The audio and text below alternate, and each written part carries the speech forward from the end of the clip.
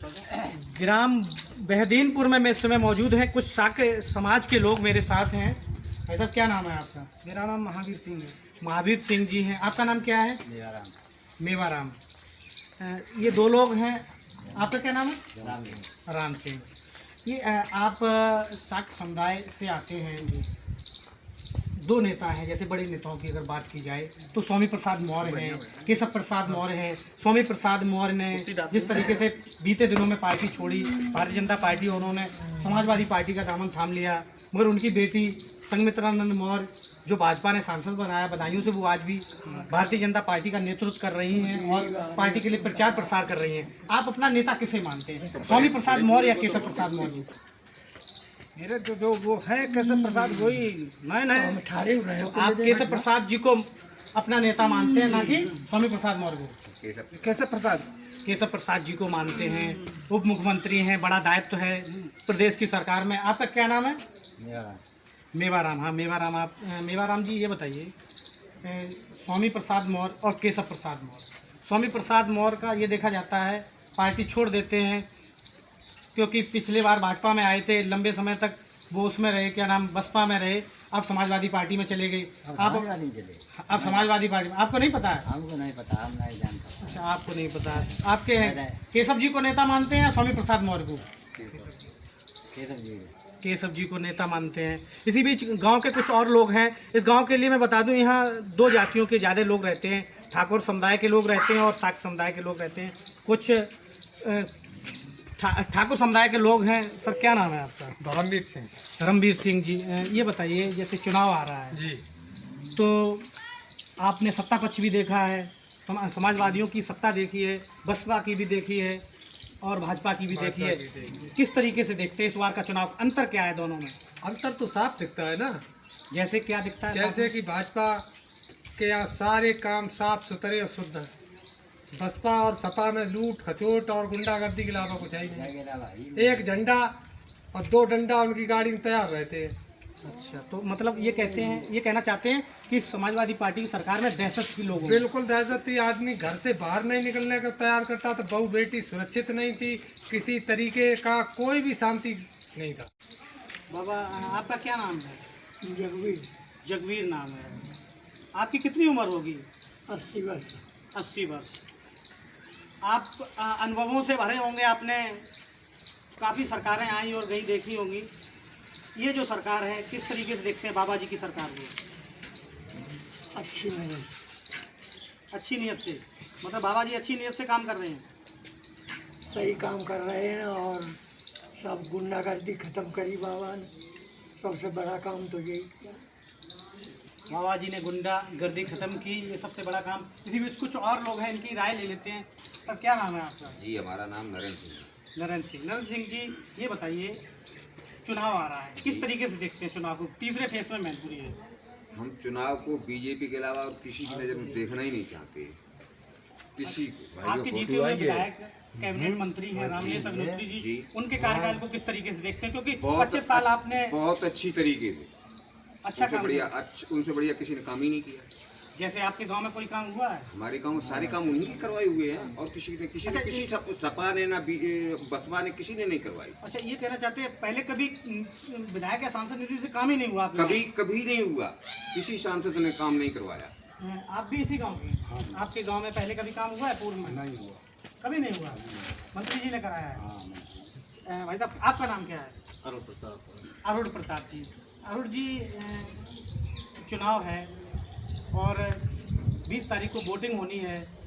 इस बार चुनाव को किस तरीके से समझते हैं?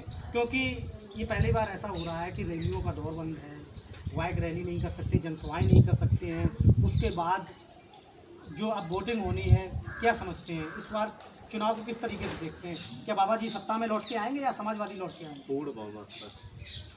बाबा जी पूर्ण बहुमत से लौट के आएंगे। इनके ये विचार हैं। बाबा जी के काफ़ी प्रशंसक मालूम पड़ते हैं। आपका क्या नाम है? प्रबल प्रताप सिंह। प्रबल प्रताप सिंह। आपकी क्या राय है चुनाव की? सिर्फ भाजपा। सिर्फ भाजपा और कोई नहीं? कोई नहीं। भाजपा की कुछ नीतियां बता सकते हैं, कौन सी आपको अच्छी लगी? सारी नीतियाँ उसकी अच्छी हैं। मेन चीज़ है गुंडागर्दी खत्म हुई है, राम मंदिर बनवाया है, धारा 370 हटवाई है।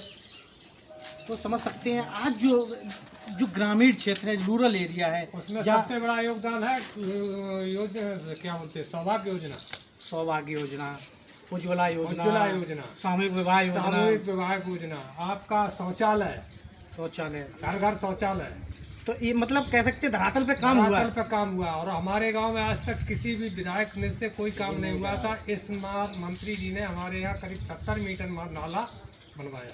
100 होगा, 100 भी होगा, 100 मीटर। क्लियर जानना है। तो ये यही हमारे यहाँ पहली बार जो है विधायक निधि से पहला काम हुआ आज तक।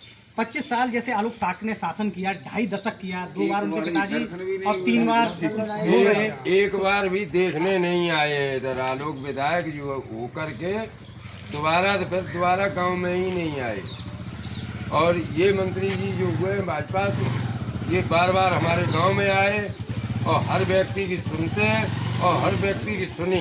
मतलब आपके टच में बने रहते हैं। हाँ, सबसे मैंने उनका उद्देश्य कि गुंडागर्दी, सबसे एकदम गुंडागर्दी को तो इतनी दूर कर दिया है कि बिल्कुल करके गुंडागर्दी आ ही नहीं सकती। कि यादव लोग जो है कोई साइकिलें छीनते हैं, कहीं कुछ करते थे, कहीं कुछ करते थे, कहीं आलोक का फोन आ जाता था, कहीं मुख्यमंत्री का फोन आ गया तो वो एकदम छोड़ दिए जाते थे। अब इस सरकार में कोई व्यक्ति बख्शा नहीं जाएगा बिल्कुल करके। जिसने जो कर्म किया तो उसको उसकी सजा भुगतनी है, सजा मिलेगी। हमारे यहाँ मंत्री जी का, माननीय मंत्री जी का एक सबसे बढ़िया काम, 40 साल से 40 साल से हमारे महमदिया से लेके कांसेपुर तक लिंक रोड टूटा पड़ा था, जो किसी भी गवर्नमेंट ने कभी भी, किसी भी विधायक ने, किसी भी नीति से मतलब काम नहीं कराया। मैनपुरी समाजवादी की सरकार में आदर्श जनपद रहा तब भी नहीं बना, नहीं हुआ। तो उसमें ये प्रत्यक्ष प्रमाण है, आप वहाँ जाके देख सकते हैं। आज सीसी बना हुआ है, सिर्फ माननीय मंत्री जी की दया है, हरनाथ जी की दया है। अच्छा, सांसद जी और मंत्री जी की निधि से बना हुआ है। तो ये स्वामी प्रसाद मौर्य जी ने बीते दिनों में पार्टी छोड़ी। भारतीय जनता पार्टी में वो कैबिनेट मंत्री थे। भारतीय जनता पार्टी में स्वामी प्रसाद मौर्य कैबिनेट मंत्री थे, केशव प्रसाद मौर्य उप मुख्यमंत्री थे। स्वामी प्रसाद मौर्य को छोड़कर चले गए समाजवादी पार्टी में। अब केशव प्रसाद मौर्य अभी पार्टी में बने हुए हैं। किस तरीके से देखते हैं आप, अपना नेता किसे मानते हैं, स्वामी प्रसाद मौर्य या केशव प्रसाद मौर्य? हम तो नेता यही मानते गाँव वाले बताओ बेतो रात न चलो हमें उनका जान पहचान के जो है नहीं। अच्छा, स्वामी प्रसाद मौर्य हम मिले तो उनने हमारी सुनी थी। हाँ, समस्या का हल भी किया था। अच्छा, चलो उनकी इच्छा थी कहीं चले गए, लेकिन हमारे गांव में हकीकत बाकी हमारा गांव जो है मिला जुला है।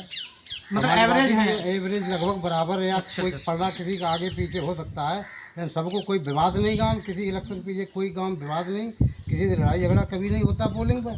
लेकिन है तो वोटिंग तो मिली जुली है, मिली जुली। अच्छा, ये बताइए थोड़ा, जैसे आप साक समाज से आते हैं, तो आलोक साक जी 25 साल, 2 बार उनके पिताजी, 3 बार वो खुद रहे, 25 साल शासन किया उन्होंने भोगांव विधानसभा पे। तो उनके विधायक रहते हुए आपके गांव में कोई विधायक निधि से काम हुआ था? देखो, विधायक निधि से उन्होंने तो शायद काम नहीं करवाया है। 25 साल में एक बार भी मौका नहीं मिला उन्हें काम?